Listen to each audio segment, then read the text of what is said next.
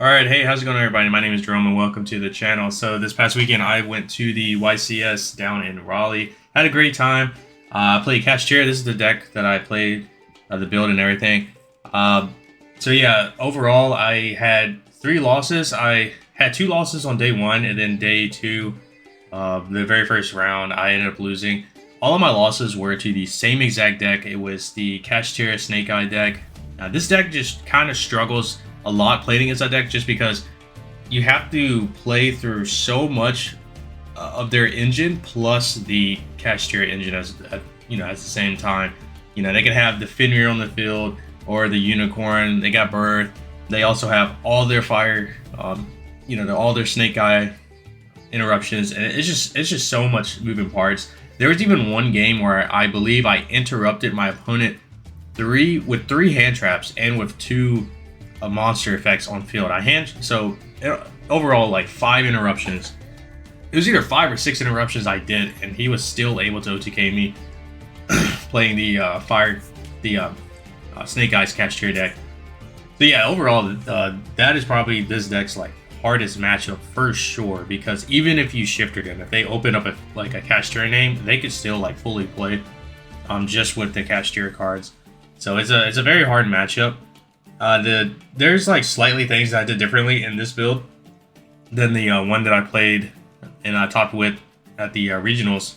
So obviously I did the change was I put in 3 Drone Lockbirds because I figured that a lot of people were going to be trying to play, some stuff with the Colossus and the Protos and Sky Strikers.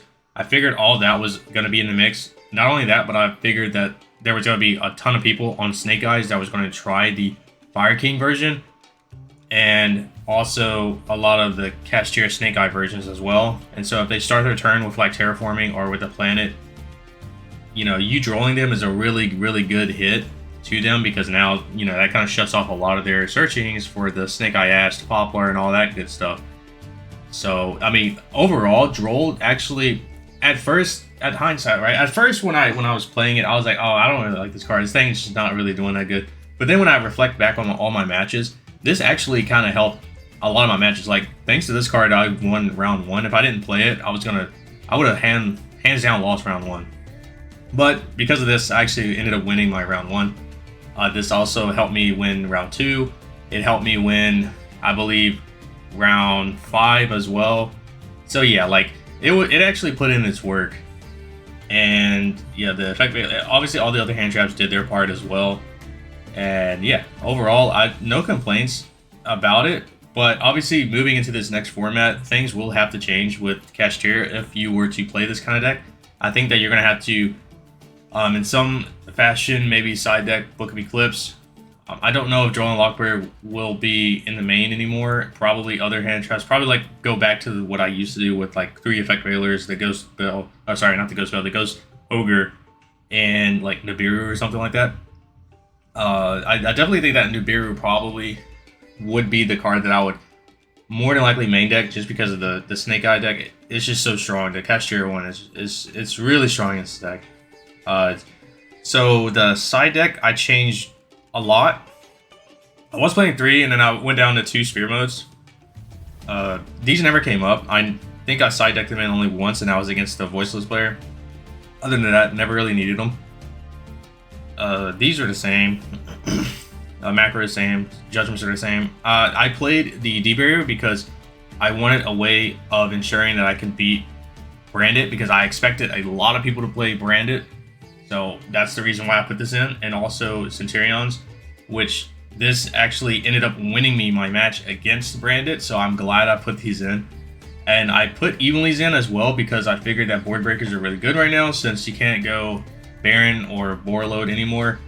So I figured that a lot of decks are not really putting up Omni Negates. And also, when I played against Cash Snake Eyes at the Richmond Regionals, I noticed that he never really went for an Omni Negate. Mostly the hand traps were kind of like minimizing the plays, but still was able to have a pretty impressive board. Being able to just like evenly match, take everything away, and leave them on one card is really good. And Also, being able to, if you just have one of these tied along with it evenly, it should help out a lot. Plus, also hand traps. But unfortunately, I never drew the evenly matches against any of them. So yeah, I think the extra deck is about the same. Still did the double Link Spiders and the double SP. I think this actually came up one time, I believe. So yeah, definitely this is the flex spot for sure. Like these two are the flex spots.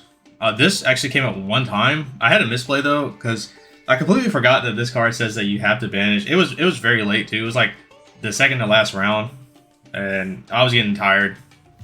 And I forgot that this card you have to banish a card from your opponent's graveyard and one on their field. So it's not optional for the graveyard. So I had macro up and also shifter like turn 1. So neither one of us had a graveyard except for my shifter that was in the grave. And I made this, and literally I got this dude all the way up to I think like 7,000 something attack. And unfortunately I didn't do any damage before that, and I attacked the wrong monster. Because I was trying to attack the monster, banish one of his cards on field, and I forgot that it says you have to banish from graveyard as well. So if I attacked the right monster, I would have won there, but that was my bad. So you live and you learn. So yeah, overall, I had a fun time at the YCS. It was great. I guess giving my thoughts on the ban list. Obviously, I didn't do a reaction or anything like that to this ban list because I kind of was questioning it.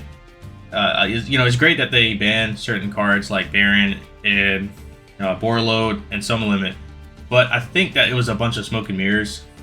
I'm excited that those cards got banned, but at the same time, I knew that it really wasn't going to change anything with the Snake Eye stuff. That deck itself just needs main deck engine cards to be hit and certain key link monsters to be hit, like Zealantis, for example. But yeah, overall, I'm actually quite happy with making day 2. That was only my second YCS I've ever been to, and making day 2 on my second attempt was is pretty good. Oh yeah, also I have another build of Kash here.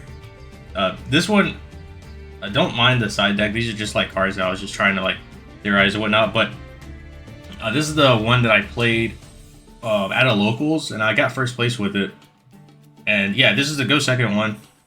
And it was something I was really thinking about playing for the YCS because I figured that if I just put the Drolls in and the shifters, those would be the only hand traps. They kind of impact a lot of the decks that are going around. Main deck Lava Golems to just tribute over any crap that they set up, like voiceless stuff like that. Just tribute over the most important cards. And they play like board breakers with like Raigekis, because I was thinking that Raigeki is actually pretty good right now. You can just get rid of their entire field. If you open 2 Raigekis, it's almost like game against literally any deck. Like if you open 2 Raigekis, it's pretty much just the game. Because if you just Raigeki, like the Snake Eye stuff, gets rid of everything. Obviously they have their Link monster, and then they'll get 2 monsters back from the graveyard. But if you have like another Raigeki and you just get rid of everything again, they only had that 1 Link monster, and you could just pretty much play the game at that point. And you can just Fin Mirror, banish it face down, attack your game. So that was what I was theorizing with it. And I mean, it worked phenomenally at locals, but I just didn't want to take that risk going at, in a big tournament playing a go second deck against God knows what. Like everyone that goes to YCS, I mean, you got like, people doing some wacky builds and rogue stuff, and then you got the hardcore meta players, stuff like that. So I just didn't want to take that risk, but this is something that you could possibly like try out yourself, see how it works.